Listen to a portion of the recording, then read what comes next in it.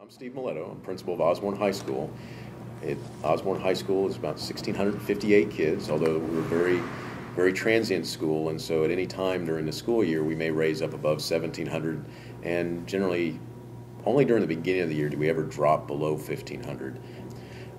Osborne High School is the oldest high school in Cobb County, Georgia. Cobb County is a metro Atlanta suburb, if you will, although the community of Osborne High School is more urban population than a suburban population.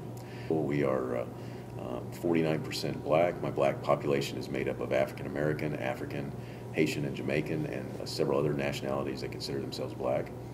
It's also Hispanic, 40% Hispanic. Hispanic is a term that Georgia uses as opposed to Latino.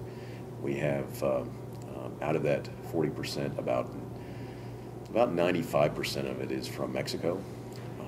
The Mexican population runs the gamut from rural to urban Mexico. So primarily the more rural they are, the less education they had from their own home country. So we spent some time teaching them Spanish before we teach them English. When I was on my way to the school, I knew where I was going. They had talked to me about the issues of the school. I chose to apply for Cobb County. I didn't get sent there or something like that. And when I was looking to go to the school, I was trying to find a unique way of talking about the challenges we face. I've been told about lots of the issues that were there at the school, and I'm looking for some different way of talking about challenges. And I was watching Toy Story 2, Buzz Lightyear and all his friends, Woody and all of them. And there's a scene in there, my kids thought I'd lost my mind, because I'm like, hey, I like this, look at this is cool. And I'm like, Dad, you're losing it, man. But there's a scene in Toy Story 2 where the toys are going to rescue Woody. He's been captured by the toy collector, he's getting ready to be sent to Japan. And what happens is that on the way there, now this is gonna make me sound like I'm a real fruitcake, but the real Buzz gets trapped by a new Buzz, and the new Buzz thinks that he is a real space ranger and he can fly and all of that, okay? So you have to know that part to understand why Buzz thinks he can fly again.